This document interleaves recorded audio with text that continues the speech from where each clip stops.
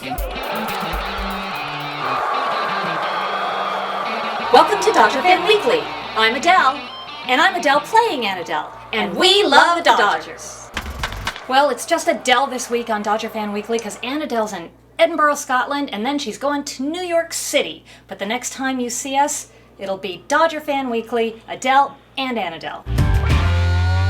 On this week's episode of Dodger Fan Weekly, we have a very special guest. His name is Gabe Burns, and he is a writer and reporter with Dodgers Nation. Please welcome Gabe Burns. Let's go! Let's start with the Twitter sphere and what's in the news. The elephant in the room is left-handed pitching and the Dodgers' inability to hit left-handers. Has everything been covered? Do you have anything new you think you might be able to add to the conversation, or has all of this been talked about already? Yeah, I guess you can make the argument that shuffling through the lineup hasn't really helped, and maybe we'd be better off giving Jock Peterson more consistent at-bats against left-handers. It feels like sometimes the batters just need more consistency, and if they could get more at-bats against them, it would help. You can't improve players from the bench. So at some point, these guys are going to have to play, or you're just... Because I tend to lean that Jock has a higher ceiling than what we've seen, but he's never going to reach that if he's platoon. Hey! Yeah. One of the popular topics is acquiring Ryan Braun. And, you know, there are two schools of thought on Ryan Braun, and the thing is, hey, he's a good player. He's a great hitter. He's a Southern California boy. You know, how do you feel about getting Ryan Braun on the team? And do you think he would, you know, take us to the World Series? Well, if all things were equal, then he would be almost the perfect match when you think about it.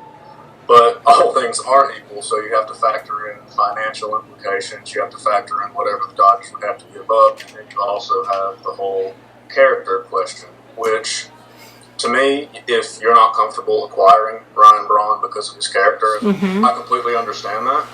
I won't fault you. As far as, I think the Dodgers can find a way around the financial issue, and I don't think that the prospect compensation will be as rich as some believe. Braun gains 10-5 rights, I believe, May 24th.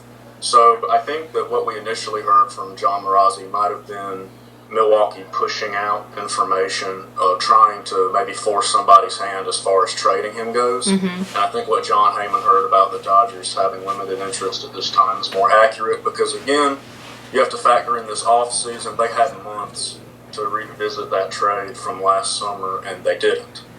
At least as we know, that nothing got done. So for them to all of a sudden be desperate, you know, what was that? When that was reported, it was like 12 games in or something. Right. That doesn't really seem to add up. So to me, it could be Milwaukee just trying to drum up interest from the Angels or San Francisco or another team that could be interested. Dodger Fan Weekly does have our problems with Braun. Yes, he's a great player. And really, if we got him, that doesn't guarantee we'd win a World Series anyway, no matter how good a player he is. He's not that guarantee. But beyond that, it is his character issues. And it's not just the steroids. I mean, we've got a couple of steroid guys. We know that. For us, it's not about, you know, him taking steroids.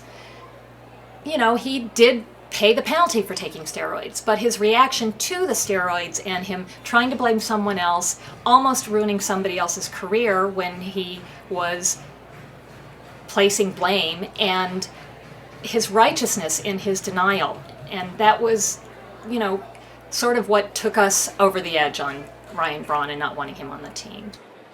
And I understand that. I think in all sports, we encounter athletes that end up on our teams and we're a little bit conflicted on should we be rooting for this team, should we be rooting for this individual. As far as Braun goes, it was very clearly not a mistake because he had several opportunities to come clean on it, and instead he threw everybody else under the bus. Right. So I think when you're looking at it like that, that is a true character flaw because there was repetition to it. You know, you root for the team, but it would, you know, I would rather not win the World Series than have to feel like, you know, this guy is winning the World Series for me, and how conflicted and terrible it would feel to root for somebody like that, in our humble opinion. I would suggest trusting the Dodgers front office, and whatever move they make, they will have vetted Braun well, they'll know what's going on. But if that's the direction they decide to go, and they really think that a missing piece, then fans are just going to have to accept Braun. They don't have to root for him. They don't have to even cheer him on, but they'll be pretty much forced into accepting it. What? No. Between Game 1 and Game 161, somewhere in between there, statistics become meaningful. For you, when is that? When do statistics become meaningful? So, I'm not very concerned about the team just yet. Mm-hmm. I would say, for me personally, I would give it 8 to 10 weeks before you really know what kind of team you have. Okay. So what I'm looking at right now is trends, and some of the same trends from last season that hurt the team, the lefties and the runners in scoring position, are still here. At this point, the struggles against lefties and the struggles bringing guys home are going to hold this team back when you're playing a 7-game series against the Cubs, or you're facing the Mets rotation, or you're facing the Nationals. So, and on top of that, you also have the troubling injury trend is continuing. They have 11 guys on the DL to start the year, and especially in regards to Rich Hill, these guys have to be back. But I wouldn't worry too much about that until we get closer to October, and we'll see who's healthy. I agree. I think Dodger fans agree. Let's go, Dodgers! Well, we want to say a big thank you to Gabe from Dodgers Nation, Gabe Burns. You'll find him on Twitter. We retweet his articles a lot. And Gabe, will you come back on the show? Absolutely. Thank you for having me. Great. It'll be great to have you back.